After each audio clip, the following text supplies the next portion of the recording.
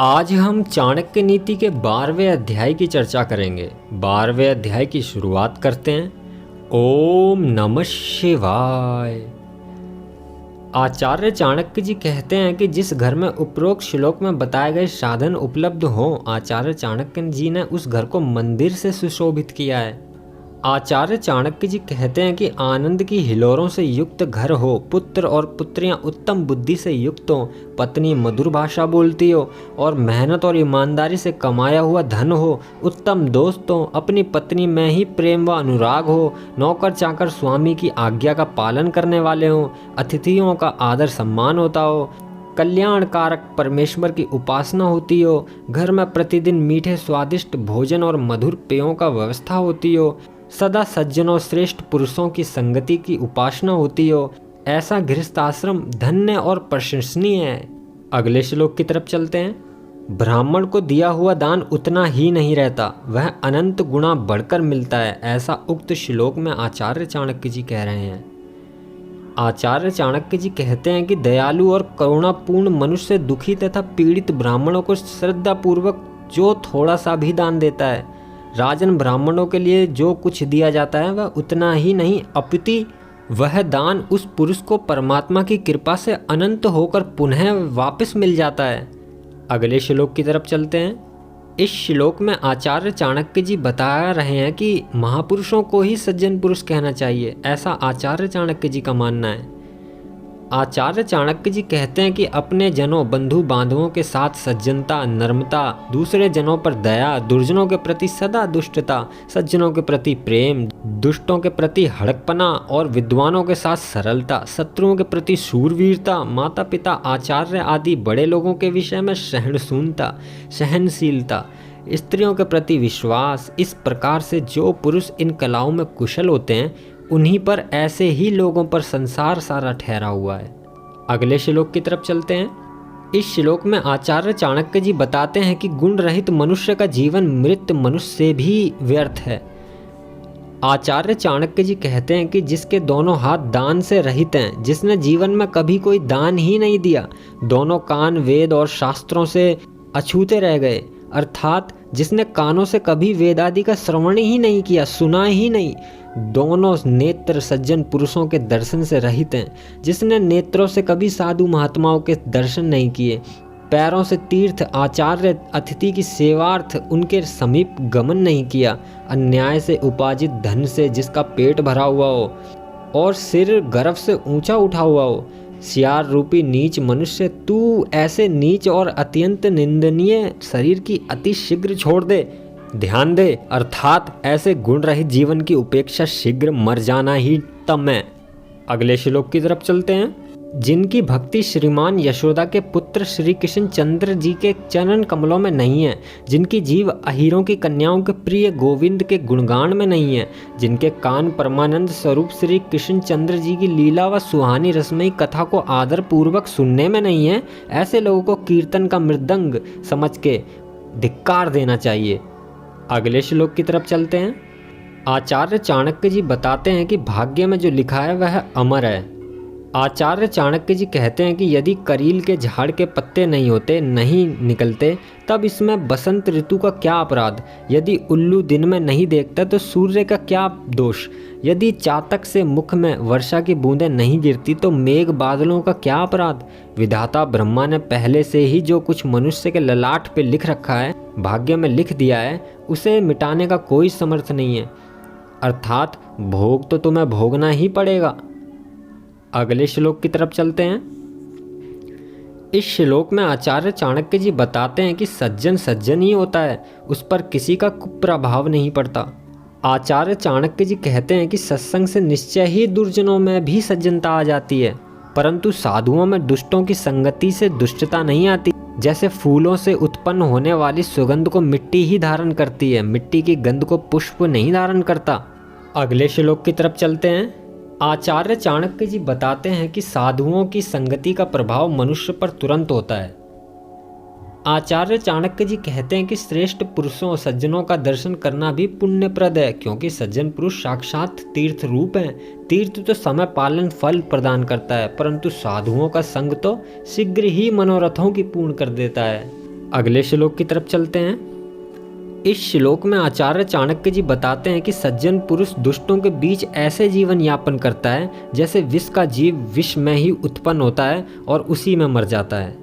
आचार्य चाणक्य जी कहते हैं कि किसी पथिक ने किसी नगर में पहुंचकर किसी ब्राह्मण से पूछा, हे ब्राह्मण, बताओ तो इस नगर में बड़ा कौन? उसने उत्तर दिया, ताड़ के वृक्षों का समुदाय। पथिक ने पुनः प्रश्न किया, दानशील कौन है? उत्तर मिला, धोबी सबसे बड़ा दानदाता है, जो सुबह सुबह वस्त्र ले जाकर शाम को लौटा देता है। पथिक ने फिर पूछा, यहाँ चतुर कौन है? उन्होंने कहा, दूसरे के धन और स्त्री को हरण करने में सभी मनुष्य चतुर हैं। पथिक ने पूछा, ऐसी अवस्था में कैसे जीत हो? वे बोले, हे मित्र, मैं विष में रहने वाले कीड़े के समान, जो उसी में उत्पन्न होता है उसी में जीता है और उसी में मर जाता है, इनके साथ रहता हूँ और इन्हीं के साथ जीता हूँ। अगले श्लोक की तरफ चलते हैं। इस श्लोक में आचार्य चाणक्य जी ने धर्म कर्म रहित घर को शमशान घाट बताया है। आचार्य चाणक्य जी कहते हैं कि जिन घरों में ब्राह्मणों के पाँव को धोने से कीचड़ ना हुआ हो और वेदादि के शास्त्रों की पाठ की गूंजना ना सुनाई देती हो, जो घर स्वाहा के मंत्रों से ना गूंजता हो और स्वधा की ध्वनि से रहित है, वह तो एकदम शमशान भूमि के ही समान है। अगले श्लोक की तरफ चलते हैं। इस श्लोक में आचार्य चाणक्य जी बताते हैं कि एक योगी का परिवार उसका सत्य कर्मों का झुंड होता है। आचार्य चाणक्य जी कहते हैं कि कोई योगी अपने परिवार का परिचय देते हुए कहता है, सत्य को जानना, सत्य ही मानना, सत्य ही बोलना और सत्य ही लिखना मेरी माता है, ज्ञान मेरा पिता है, पालक है और रक्षक है, धर्म मेरा भाई है, प्राणी मात्र पर दया करना मेरी बहन है, शांति मेरी पत्नी है, सहनशीलता मेरा पुत्र है, ये 6 मेरे बंधु बांधव मेरे परिवारजन हैं। इस श्लोक में आचार्य चाणक्य जी ने धर्म आचरण को जीवन का सार बताया है। आचार्य चाणक्य जी कहते हैं कि शरीर नाशवान है, धन संपत्ति भी सदा रहने वाली नहीं है, मौत सदा सिरहाने पर ही खड़ी रहती है, अतः धर्म का संचय और धर्म का आचरण लोगों को करना चाहिए। अगले श्लोक की तरफ चलते हैं। इस श्लोक में आचार्य चाणक्य जी ने स्वयं को एक महानितज्ञ बताया है। यहाँ उत्सव के विषय में चर्चा की गई है। आचार्य चाणक्य जी कहते हैं कि ब्राह्मणों के लिए भोजन के लिए निमंत्रण मिलना ही उत्सव होता है, गौओं के लिए नवीन घास की प्राप्ति ही उत्सव है, पति का उत्साह से युक्त होना ही स्त्रियों का उत्सव है। आचार्य चाणक्य कहते हैं, मेरे लिए तो भयंकर मारकाट वाला युद्ध, ये मेरे लिए उत्सव है। अगले श्लोक की तरफ चलते हैं। इस श्लोक में आचार्य चाणक्य जी बताते हैं कि जिस मनुष्य की दृष्टि शुद्ध है वही मनुष्य सही दृष्टि का स्वामी है, अन्यथा सब अंधे के समान है।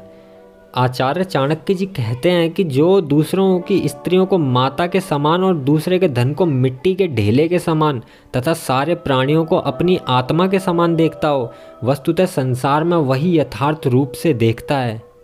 अगले श्लोक की तरफ चलते हैं। इस श्लोक में आचार्य चाणक्य जी बताते हैं कि उक्त बातों का स्वामी ही सज्जन होता है। आचार्य चाणक्य जी कहते हैं कि धर्म में तत्परता, मुख में माधुर्य, मीठे वचन, दान देने में अत्यंत उत्साह होना, मित्र के विषय में निष्कपटता एवं निश्चलता, गुरु के प्रति नम्रता, अंतःकरण में अगाध गंभीरता, आचार में पवित्रता, गुण में गुण ग्राहकता, शास्त्रों में विषय ज्ञान का होना, रूप में सौंदर्य और परमेश्वर में भक्ति का होना, ये बातें सज्जन पुरुष में ही देखने को मिलती हैं। अगले श्लोक की तरफ चलते हैं। इस श्लोक में आचार्य चाणक्य जी बताते हैं कि प्रभु की तुलना किसी से भी नहीं की जा सकती। आचार्य चाणक्य जी कहते हैं कि कल्प वृक्ष यद्यपि कामनाओं का पूरक है, परंतु वह काष्ठ लकड़ी है, शेमरु अचल पर्वत है, चिंतामणि पत्थर है, सूर्य प्रचंड किरणों वाला है, चंद्रमा क्षीण होने वाला है, समुद्र निश्चय ही खारा है, कामदेव शरीर रहता है, दानशील बलि दैत्य है और कामधेनु तो सदा पशु ही है। इन सबको तो तेरे समान नहीं पाता हूँ। रघुपते राम आपके किसके साथ उपमा दी जाए, जिसके साथ तुलना की जाए। अगले श्लोक की तरफ चलते हैं। इस श्लोक में आचार्य चाणक्य जी ने विभिन्न प्रकार के लोगों को मित्रों की चर्चा की है। विदेश में विद्या मित्र है, घर में पत्नी मित्र है, बीमार व्यक्ति के लिए दवा मित्र है, मरने वाले के लिए धर्म ही मित्र है। अगले श्लोक की तरफ चलते हैं। इस श्लोक में आचार्य चाणक्य जी बताते हैं कि मनुष्य को सभी से कुछ न कुछ सीखना चाहिए। आचार्य चाणक्य जी कहते हैं कि राजा पुत्रों से नम्रता एवं सुशीलता, पंडितों से, विद्वानों से श्रेष्ठ और प्रिय वचन बोलना, जुआरियों से झूठे भाषण सीखना और स्त्रियों से छल करना सीखना चाहिए।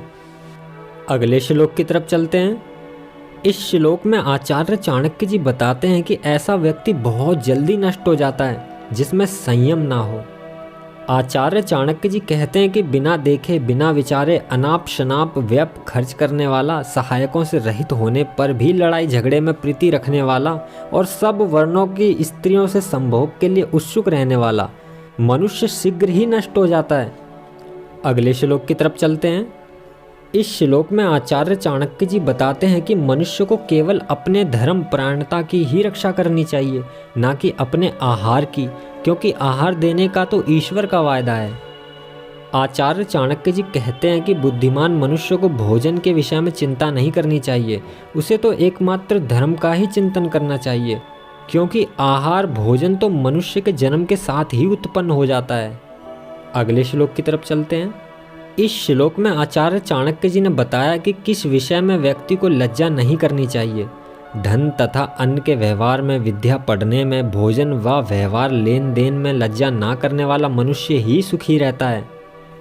अगले श्लोक की तरफ चलते हैं। इस श्लोक में आचार्य चाणक्य जी ने निरंतर किसी काम के करने का आदेश दिया है। आचार्य चाणक्य जी कहते हैं कि कर्म पूर्वक पानी की एक एक बूंद गिरने से घड़ा भर जाता है। यही धीरे धीरे थोड़ा थोड़ा संचय करते जाना सब विद्याओं की और धर्म की तथा धन की प्राप्ति का कारण है। अगले श्लोक की तरफ चलते हैं। इस श्लोक में आचार्य चाणक्य जी बताते हैं कि कोई भी प्राणी अपने स्वभाव को नहीं बदल सकता। आचार्य चाणक्य जी कहते हैं कि अवस्था के परिपक्व हो जाने, ढल जाने पर भी जो दुष्ट है वह दुष्ट ही रहता है, जैसे अत्यंत पक जाने पर भी इंद्रायण का फल मिठास को प्राप्त नहीं होता। 12वां अध्याय समाप्त। ओम नमः शिवाय।